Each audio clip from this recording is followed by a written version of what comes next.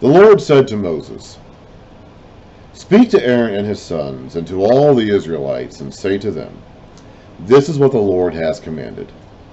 Any Israelite who sacrifices an ox, a lamb, or a goat in the camp or outside of it, instead of bringing it to the entrance of the tent of meeting, to present it as an offering to the Lord in front of the tabernacle of the Lord, that man shall be considered guilty of bloodshed. He has shed blood and must be cut off from his people.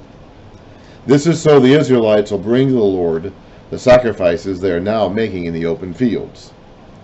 They must bring them to the priest, that is, to the Lord, at the entrance of the tent of meeting, and sacrifice them as fellowship offerings. The priest is to sprinkle the blood against the altar of the Lord at the entrance of the tent of meeting, and burn the fat as an aroma pleasing to the Lord. They must no longer offer any of their sacrifices to the goat idols, or the goat demons, to whom they prostitute themselves. This is a lasting ordinance for them and for the generations to come. Basically what he's saying here is that there's the only place they're supposed to offer their sacrifices to God is at the tent of meeting. Excuse me. This is not referring to killing animals, hunting animals, or killing animals to eat their food. This is referring specifically to animals that you're sacrificing to the Lord. You can only do it here. You can only do it at this altar, at this tent, by the priests. You must bring it to the priest at the tent and offer it there. You cannot offer it wherever you see fit to offer it. He also mentioned something about not sacrificing to goat demons or goat idols. I'm not honestly sure what that means. Apparently, there was a tradition or a belief in that region of the world that the goats out in the wilderness were demons.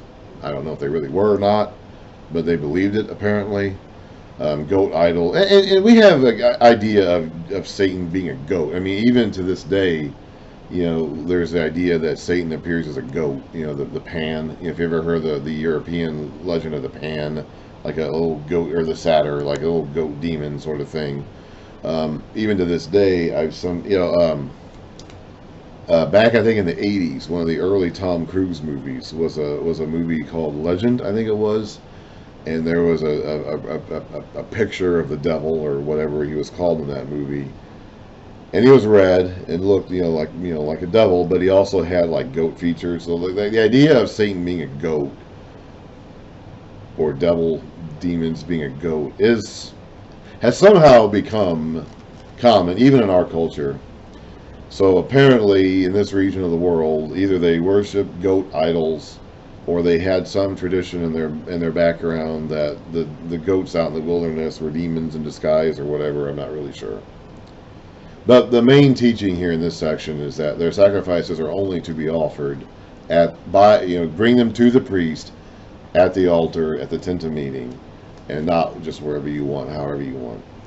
Say to them, any Israelite or any alien living among them who offers a burnt offering or sacrifice and does not bring it to the entrance of the tent of meeting to sacrifice it to the Lord, that man must be cut off from his people. Any Israelite or any alien living among them who eats any blood, I will set my face against that person who eats blood and will cut him off from his people. For the life of a creature is in the blood, and I have given it to you to make atonement for yourselves on the altar. It is the blood that makes atonement for one's life. Therefore I say to the Israelites, none of you may eat blood, nor may an alien living among you eat blood. Without shedding of blood, there is no forgiveness of sins. The shedding of blood, of course, it means, since the life of a creature is in the blood, to shed its blood means to kill the creature. And of course, that also refers to Jesus, who shed his blood for us on the cross. And without the shedding of blood, without the death of a person, there can be no forgiveness of sins. You also go back to the idea that the life, all life comes from the ground. God called up the animals from the ground. He said, let the land produce living creatures. He made Adam from the dust of the earth. When they offer these sacrifices, if you've noticed, when they pour the blood out, sometimes they pour it on the altar, like we saw earlier, on the Ark of the Covenant, at the front of the Ark or on the lid. But they also would pour it out on the base of the altar. So they're taking the life of the creature and returning it to the ground. So there is this idea of the ground itself having the life in it. The ground is what was cursed after in Genesis 3, after man and woman sinned. It was the ground that was cursed. And since the ground is what produces life, that trickles down, and we return to the ground after we die. It leads to the result of death. And so when they sacrificed these animals, they shed their blood. They weren't allowed to eat the blood because that carried the life of the animal in it. And they would use the blood for special purposes, largely to pour it back out onto the ground. So you're returning the life of the creature back to the ground from which it came. We've never done this. Like, we've never actually offered these sacrifices. Now, some of these things, even the idea of passing the sin of the person offering the sacrifice onto the animal symbolically by putting your hand on it. That's not spelled out specifically in this text why you're doing that. Because when they did it, they would see it. They would know that when they did it. Like, when they did it, they would get it. They would get the meaning of it when they did it. We've never done it. I've never gone to the temple and offered my bull or my ram or my goat as a sin offering or whatever, or a burnt offering. I've never done that. Okay, I have not offered these sacrifices myself. I never laid my hands on the head of a bull and then cut its throat, and then watched the priest gather the blood together in these bowls and pour it out on the ground or sprinkle it on the altar or whatever. So I've never seen that, and so I think without seeing that and having that like in your face, seeing that all the time, that's just your daily life. That's what you do as a culture. The meaning doesn't come across to us as clearly when we just read about it. You have to visualize it and get some of these things by saying, okay, what would this actually have been like if you had done it? Because I've never done it. I'm not even sure. I don't know what the reaction would be if I started doing that. Just give me your goat. I'm not a farm. Now, if you lived on a farm, maybe you have done something like this. My dad grew up on a farm, okay?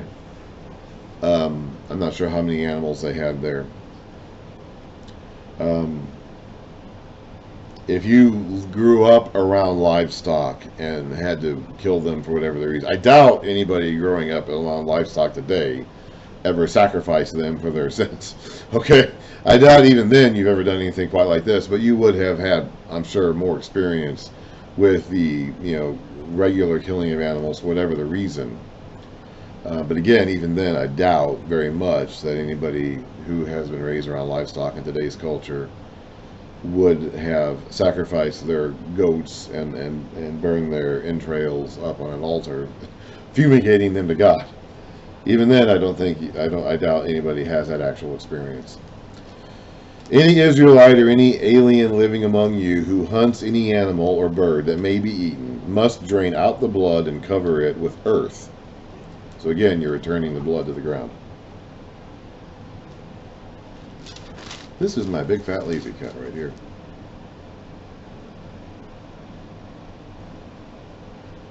Look at the camera, cat. This is Lily. Lily the cat. Lily the big fat lazy cat.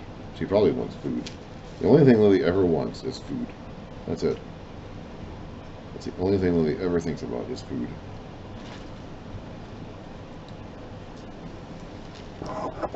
Oops. That's it.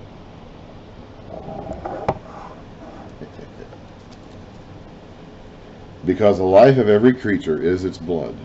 This is why I have said to the Israelites, you must not eat the blood of any creature.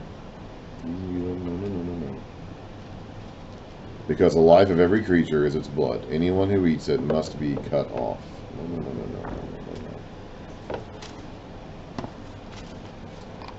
Anyone, whether native born or alien, who eats anything found dead or torn by wild animals, must wash his clothes and bathe with water, and he'll be ceremonially unclean till evening. Then he'll be clean. But if he does not wash his clothes and bathe himself, he'll be held responsible.